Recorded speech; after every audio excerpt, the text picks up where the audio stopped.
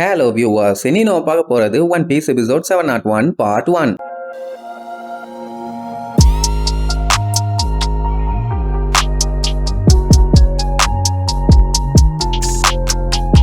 Open பண்ணா நம்ம lava தான் காட்டுறாங்க. பையன் 10 வயசு பையனா அப்படியே சோகமா உட்கார்ந்துட்டு இருக்கான். மூஞ்சு பூரா ஒரே காயம். என்ன மேல இருந்து அந்த குரங்கு பைய தூக்கி வீசிட்டான்ல, கபோதி பைய இப்படி வீசிட்டானேன்னு கடுப்புல இருக்கும்போது வயிற்றுக்குள்ள கடமுட்டன்னு ஒரே சவுண்டு. அந்த டைம் பின்னாடி இருந்து சாப்பிடுற நேரமாச்சுன்னு ஒரு சவுண்டு கேக்குமா. என்னடா எட்டி பார்த்தா அந்த கோரோசோன் போயிட்டு இருப்பான். உடனே அவனை பொலந்துடணும்னு நேரா அங்க போவான். ஆனா அவன் இல்ல. பட் கண்ணாடியும் கோட்டையும் போட்டுக்கிட்டு ஜம்முன்னு ஒருத்தன் வந்து இந்த மாதிரி டோஃபி உன்னைய பார்க்கணும்னு சொன்னாரு. வந்து பாருடா கண்ணாம்பா. அவன் எனக்கு ஒரு சின்ன கேள்வி இருக்குன்னு கேட்டுட்டு இருக்கும் போதே மறுபடியும் அந்த கோரோசான் மாங்கா மாட்டையை வந்து நம்மால மாட்டையை பிடிச்சி தூக்கி வெளியில வீசிடுவான். அந்த ஹைட்ல இருந்து ஒரு டைம் வந்து விழுந்தாலே உள்ளுக்குள்ள அப்படியே நடுநடுங்கி போயிடும். இது ரெண்டாவது டைம். மூணாவது டைம் போனாலும் இப்படித்தான் வீசுவான் போல. அந்த கோட்டு போட்ட குரங்கு பைய, என்ன கோரோசான் உனக்கு குழந்தைகளை பிடிக்காதுதான், ஆனா அதுக்குன்னு கொஞ்சம் கூட கருணையே காட்ட மாட்டியா, ஐயோ பாவன்ட்டு போவான். அந்த டைம் நம்ம ட்ரஃபல்கர்லாம் கொய்யால உன்னை கொல்லாம விட மாட்டான்டான்னு கொலை வெறியில எந்திரிச்சு வருவான். ஆனா அந்த கிறுக்கு பைய தூக்கி போட்டுட்டு அவன் பாட்டு கவலை இல்லாம போயிட்டு இருப்பான். டோஃபி அதையெல்லாம் கண்டுக்கிற மாதிரி இல்ல. அவன் பாட்டுக்கு அவன் டீம் ஆளு கூட உட்காந்து வெரைட்டியா சாப்பாடு வெளுத்து கட்டிட்டு இருப்பான். இப்ப என்னன்னா இவங்களோட அடுத்த டார்கெட் ராகேஷ்னு ஒருத்தன். அவனுக்கு என்ன பண்ணானுங்களாமா, இவனுல காலி பண்றதுக்காக மத்த டீம் கூட எல்லாம் ஒண்ணு சேர்ந்துட்டு இருக்கானுங்க. அவனுங்க பண்ண துரோகத்துக்கு அவங்கள காலி பண்ணாம விட மாட்டேன்னு சொல்லிட்டு இருக்கும்போது நம்ம எல்லாம் அப்படியே டோர் ஓபன் பண்ணிட்டு வருவான்.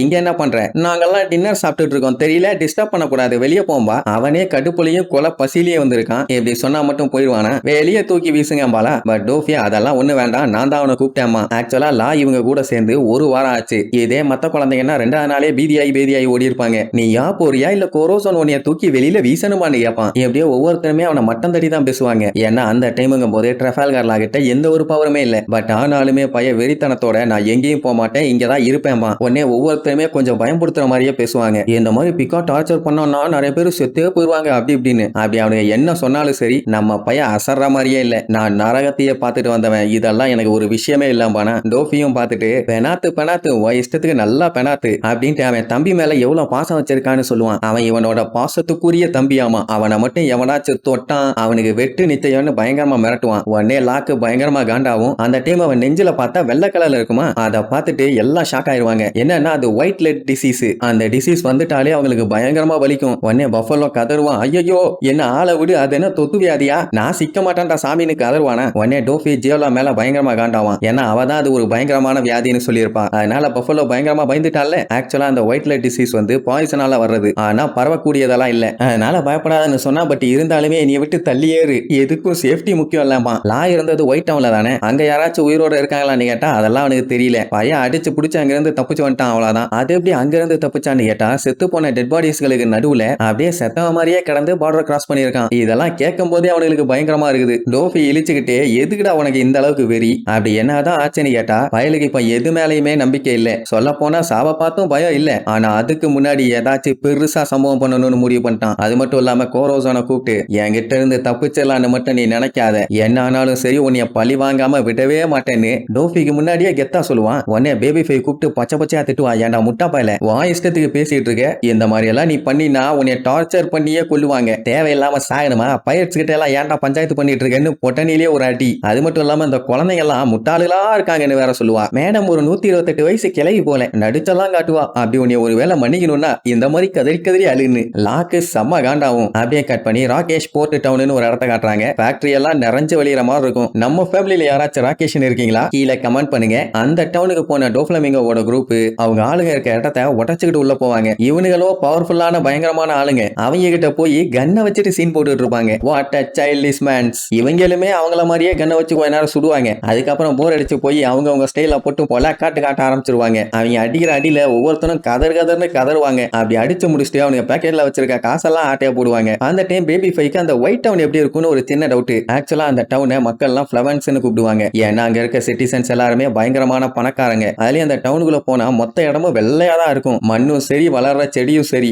ஏன்னா அது ஒரு ஸ்னோ டவுன். சொல்ல போனா இந்த உலகத்துக்கும் அந்த கண்ட்ரிக்கும் சம்பந்தம் இல்லாத மாதிரி இருக்குமாமா. அந்த மாதிரி ஒரு இடம். அப்போ ஒரு நாள் அங்க இருக்க ஆளுங்க ஒயிட் லெட் ஒன்னு அண்டர் கிரவுண்ட்ல இருந்து கண்டுபிடிச்சாங்க. அதை யூஸ் பண்ணியே அவங்க ஏகப்பட்ட அற்புதமான விஷயங்கள்லாம் பண்ணாங்க. உதாரணத்துக்கு யூட்டன்சில்ஸ், பெயிண்ட்ஸ், காஸ்மெட்டிக்ஸ், ஏன் வெப்பன் கூட அந்த ஒயிட் லெட்ல பண்ணாங்க. இப்படி இவங்க கண்ட்ரில அந்த லெட் சூப்பரா இருந்த உடனே அந்த வெள்ளை ஈயத்தை வாங்குறதுக்காக மத்த கண்ட்ரில இருந்தெல்லாம் அடிச்சு புடிச்சு வந்து ஹை குவாலிட்டியான லெட் எல்லாம் வாங்கிட்டு போனாங்க. இதையெல்லாம் நோட் பண்ண வேர்ல்டு கவர்மெண்ட் அவங்க கிட்ட இருந்து இன்னும் இம்பார்ட்டன்ட் எக்ஸ்போர்ட்னு நிறைய வாங்க ஆரம்பிச்சாங்களா. அந்த ஒயிட் லெட்டை யூஸ் பண்ணியே அவங்க கண்ட்ரி பயங்கர பணக்கார நாடா மாறிடுச்சு. ஒரே கோலாகலம், கொண்டாட்டம், சந்தோஷம் அப்படியே நிறைஞ்சு வலியுது. அங்க ஒரு பிச்சைக்காரன் கூட கிடையாதுன்னா பாருங்களேன். அந்த டைம் நம்ம லாவை காட்டுறாங்க. அப்படியே சோகமா உட்கார்ந்துட்டு இருப்பான். அவன் அவங்க ஃபேமிலியை பத்தி யோசிச்சு பார்ப்பான். லா பாத்தீங்கன்னா பேலஸ்ல வாழ்ந்தவன். அவங்க அப்பா ஒரு சூப்பரான டாக்டர். அவனுக்கு எப்படியெல்லாம் சர்ஜரி பண்ணணும்னு பக்காவா சொல்லி கொடுப்பாரு. அப்பந்தான் லாமின் ஒருத்தி வந்து டே வாடா அண்ணா நம்ம ஃபெஸ்டிவலுக்கு போவோம்னு கூப்பிடுவா. இதுதான் லாவோட தங்கச்சி. அவன் நான் படிக்கிறேன் நான் வரமாட்டேன்பா. இல்ல நீ வந்தே ஆகணும்னு பயங்கரமா கத்துவா. உடனே அவங்க அம்மா வந்து தம்பி நீ படிக்கிறது எல்லாமே ஓகே தான், ஆனா அதுக்காக உன்னை ரொம்ப கஷ்டப்படுத்திக்காத, அது உனக்கு நல்லது இல்ல. சில நேரத்துல ஜாலியா என்ஜாய் பண்ணணும். ஓ வெளியில போய் கொஞ்சம் தெருவா சுத்தி நல்லா என்ஜாய் பண்ணிட்டு வாம்பாங்க. ஆனா அவன் அடுத்த பாயிண்ட் ஆத்தா நீயும் தான் 24 மணி நேரம் வேலை பார்த்துக்கிட்டே இருக்க, நீ எப்ப என்ஜாய் பண்ணுவேன்னு கேட்ட உடனே லாப இருந்துட்டு ஆமா மம்மி வா நம்ம எல்லாருமே ஒன்னா ஃபெஸ்டிவலுக்கு போலாம்பா. மேட்டர் என்னன்னா அவங்க அம்மாவுமே ஒரு டாக்டர். பேஷண்ட் எல்லாத்தையுமே சாகட்டும்னு விட்டுட்டு வர முடியாதுல்ல. ஒரு 30 நிமிஷம் மட்டும் டைம் கொடுங்க, எல்லாத்தையும் செக் பண்ணிட்டு மடமடன்னு வந்துடுறேன்பா. அவங்க அப்பா வரமாட்டேன்னு இருவாரு. அவங்க 3 பேரும் ஜாலியா சந்தோஷமா ஃபெஸ்டிவல் போலான்னு முடிவு பண்ணிட்டாங்க. அப்படியே கட் பண்ணி இப்ப காட்டுறாங்க. டோஃப்ளமிங்கோட ஆளு எல்லாம் எல்லாத்தையும் போட்டு அடிச்சு தெரிக்க விட்டானுங்கல்ல. அவனுகிட்ட இருந்து காசு எல்லாத்தையுமே ஆட்டைய போட்டுட்டு அங்க இருந்து கிளம்புவாங்களா. பேபி ஃபைக்கு ஒயிட் டவுனை பத்தி கேட்ட உடனே அந்த இடத்த பார்க்கணும்னு பயங்கர ஆர்வம். சோ அப்படியே பேசிட்டே வருவாங்க. அதே நேரம் டோஃப்ளமிங்கோவை காட்டுறாங்க. அவனுமே அந்த ஒயிட் டவுனை பத்தி தான் பயங்கரமா ரிசர்ச் பண்ணிட்டு இருக்கான். அதே டைம் இங்க இவங்க ஆளுங்கெல்லாம் பணத்தெல்லாம் ஆட்டைய போட்டு ரிட்டர்ன் வரும்போது ஏகப்பட்ட பேர் பீரங்கி எல்லாம் வச்சு சுடுவானுங்க. ஆனா அதெல்லாம் பெருசா கண்டுக்காம அவங்க பாட்டுக்கு வருவானுங்க. மறுபடியும் அந்த ஒயிட் டவுனை பத்தி தான் பேசிட்டே வருவாங்க. என்னன்னா அந்த ஒயிட் லைட் வந்து ஆரம்பத்துல நல்லா தான் இருந்துச்சாமா. ஆனா போக போக தான் கண்டுபிடிச்சாங்க அது ஒரு பாய்சன். எந்த ஒரு பாய்சனா இருந்தாலும் அது மண்ணுக்குள்ள இருக்கிற வரைக்கும் தான் யாருக்கும் எந்த ஆபத்தும் இல்ல. தோண்டி எடுத்துட்டானுங்கன்னா நம்ம போய் அந்த குழிக்குள்ள படுத்துற வேண்டியதான். ஏன்னா அவங்க எடுத்த அந்த ஒயிட் லைட் அவங்க பாடியவே கொஞ்சம் கொஞ்சமா அரிக்க ஆரம்பிச்சிருச்சு. ஆக்சுவலா அந்த ஒயிட் லைட்டை தொடவே கூடாது. அது பாடியில பட்டாலே போதும் கம்ப்ளீட்டா உடம்பு அஃபெக்ட் பண்ண ஆரம்பிச்சிடும். இதுல மேட்டர் என்னன்னா இந்த விஷயம் மக்களுக்கே நல்லா தெரியும். ஆனா பணம் அவங்களுக்கு நிறைய கிடைச்ச உடனே அந்த கண்ட்ரில இருக்க பெரிய பெரிய ஆளுங்களும் கவர்மெண்ட்டும் இந்த மேட்டரை வெளியே சொல்லாம சீக்கிரட்டா வச்சிட்டானுங்க. ஆனா அதை பத்தி அறியாத தெரியாத மக்கள் அந்த ஒயிட் லைட்டை நோண்டி அவனுக்கு பாட்டுக்கு எடுத்துக்கிட்டே இருந்திருக்கானுங்க. அப்படின்னா அவனுக்கு மட்டும் உயிரோட வார்ப்பானுங்க. சம்போ